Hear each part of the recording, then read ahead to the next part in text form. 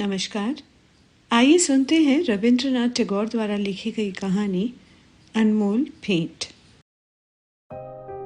रायचरण 12 वर्ष की आयु से अपने मालिक का बच्चा खिलाने पर नौकर हुआ था। उसके पश्चात काफी समय बीत गया। नन्हा बच्चा रायचरण की गोद से निकलकर स्कूल में प्रविष्ट हुआ। स्कूल से कॉलेज में पहुंचा, फिर एक सरकारी स्थान पर लग गया। किंतु रायचरण अब भी बच्चा खिलाता था। ये बच्चा उसकी गोद के पाले हुए अनुकूल बाबू का पुत्र था। बच्चा घुटनों के बल चलकर बाहर निकल जाता। जब रायचरण दौड़कर उसको पकड़ता तो वो रोता और अपने नन्हे नन्हे हाथों से रायचरण को मारता। रायचरण हंसकर कहता, हमारा भैया भी बड़ा होकर जज साहब बनेगा। जब वो रायचरण को चन्ना कहकर पुकारता तो उसका हृदय बहुत हर्षित होता। वो दोनों हाथ पृथ्वी पर टेक कर घोड़ा बनता और बच्चा उसकी पीठ पर सवार हो जाता। इन्हीं दिनों अनुकूल बाबू की बदली पद्मा नदी के किनारे एक जिले में हो गई।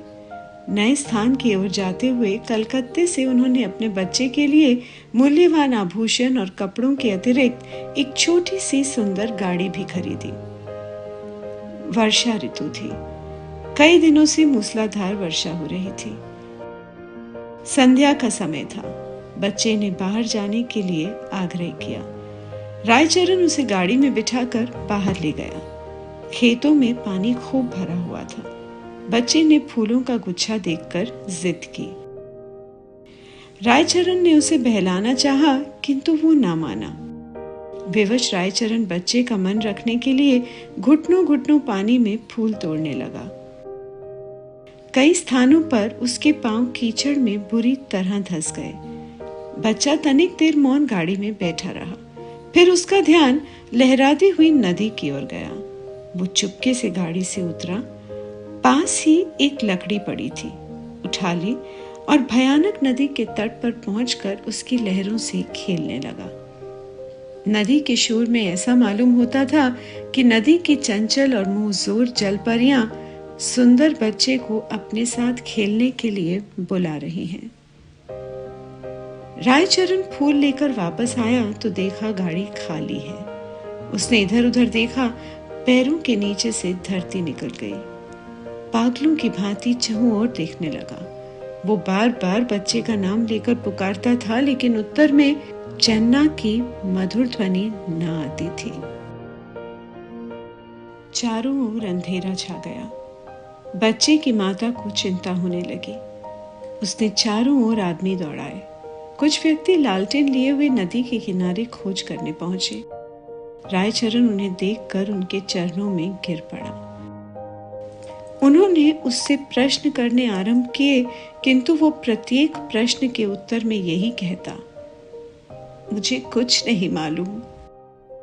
यद्यपि प्रत्येक व्यक्ति की ये सम्मति थी कि छोटे बच्चे को पद्मा नदी ने अपने आंचल में छिपा लिया है, किंतु फिर भी हृदय में विभिन्न प्रकार की शंकाएं उत्पन्न हो रही थी। एक ये कि उसी संध्या को निर्वासितों का एक समूह नगर से गया था और मां को संदेह था कि रायचरण ने कहीं बच्चे को निर्वासित के हाथों ना बेच दिया हो। वो रायचरण को अलग ले गई और उससे विनती करते हुए कहने लगी, रायचरण, तुम मुझसे जितना रुपया चाहो ले लो, किंतु परमात्मा के लिए मेरी दशा पर तरस खाकर मेरा बच्चा मुझको वापस कर दो। परंतु रायचरण कुछ उत्तर न दे सका, केवल माथे पर हाथ मारकर मौन हो गया। स्वामिनी ने क्रोध और आवेश की दशा में उसको घर से निकाल दिया। अनुकूल बाबू ने पत्नी को बहुत समझाया, किंतु माता के हृदय से शंकाएं दूर न हुई। वो बराबर यही कहती रही, मेरा बच्चा सोने के आभूषण पहने हुए था, अवश्य इसने उसे।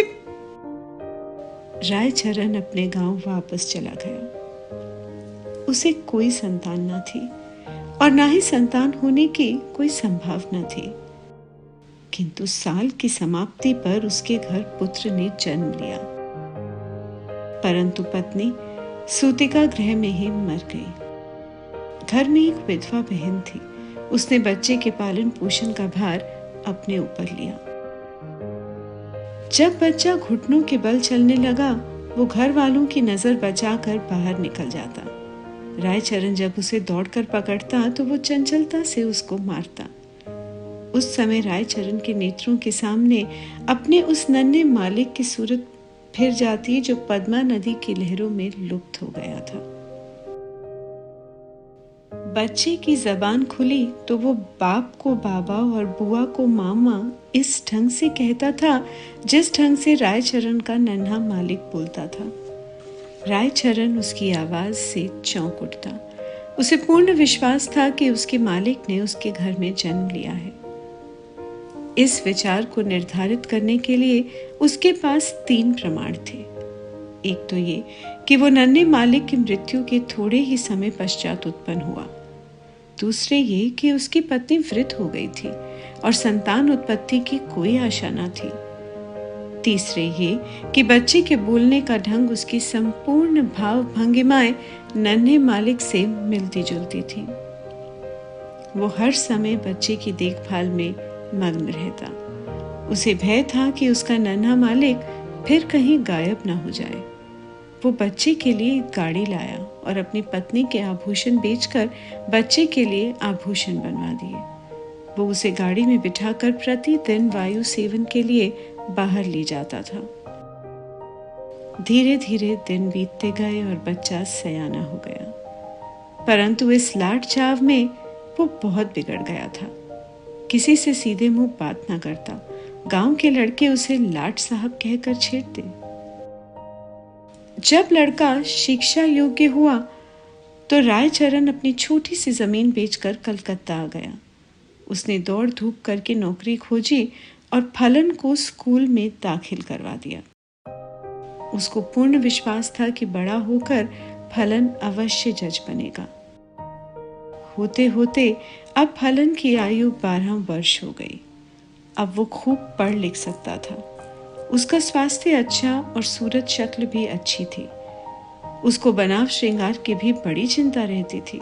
जब देखो दर्पण हाथ में लिए बाल बना रहा है।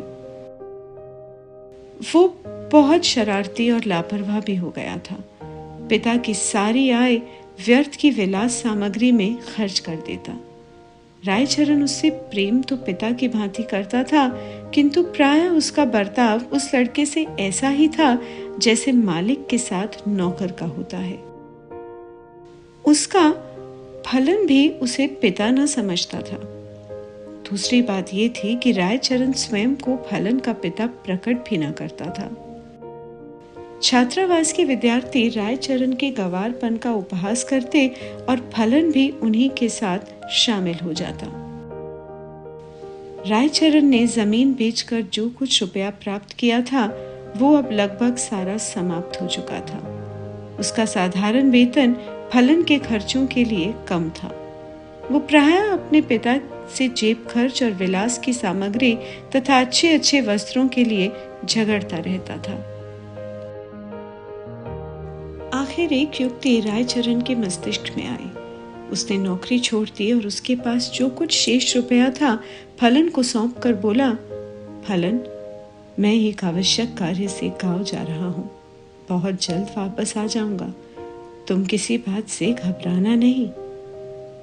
रायचरण सीधा उस स्थान पर पहुंचा जहां अनुकूल बाबू जज के ओहदे पर लगे हुए थे। उनकी और कोई दूसरी संतान न थी। इस कारण उनकी पत्नी हर समय चिंतित रहती थी। अनुकूल बाबू कचहरी से वापस आकर कुर्सी पर बैठे हुए थे और उनकी पत्नी संतान उत्पत्ति के लिए दवा बेचने वाले से कुछ जड़ी बूटियां खरीद रही थी।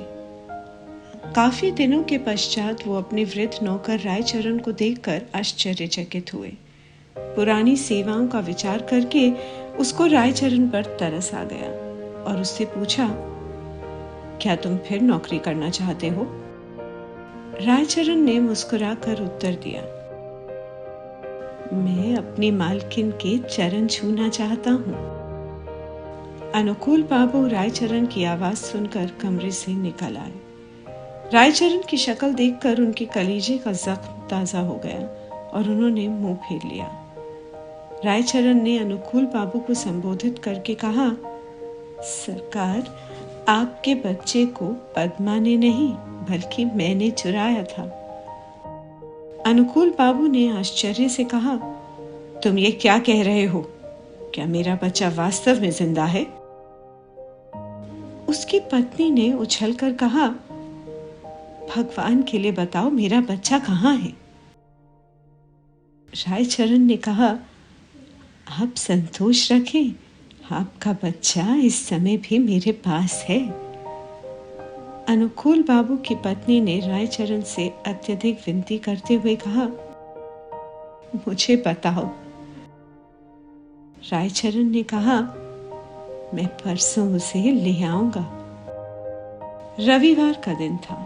जज साहब अपने मकान में बेचैनी से रायचरण की प्रतीक्षा कर रहे थे। कभी वो कमरे में इधर उधर टहलने लगते और कभी थोड़े समय के लिए आराम कुर्सी पर बैठ जाते। आखिर 10 बजे के लगभग रायचरण ने फलन का हाथ पकड़े हुए कमरे में प्रवेश किया। अनुकूल बाबू की घरवाली फलन को देखते ही दीवानों की भांति उसकी ओर लपकी और उसे बड़े जोर से गले लगा लिया। उनके नेत्रों से आंसुओं का समुद्र उमड़ पड़ा। कभी वो उसको प्यार करती, कभी आश्चर्य से उसकी सूरत तकने लग जाती। फलन सुंदर था और उसके कपड़े भी अच्छे थे। अनुकूल बाबू के हृदय में भी पुत्र प्रेम का आवेश उत्पन्न हुआ, किंतु जरा सी देर के बाद उनके पितृ प्रेम का स्थान कानून भावना ने ले लिया और उन्होंने रायचरण से पूछा, भला इसका प्रमाण क्या है कि ये बच्चा मेरा है? रायचरण ने उत्तर दिया, इसका उत्तर मैं क्या दूं सरकार?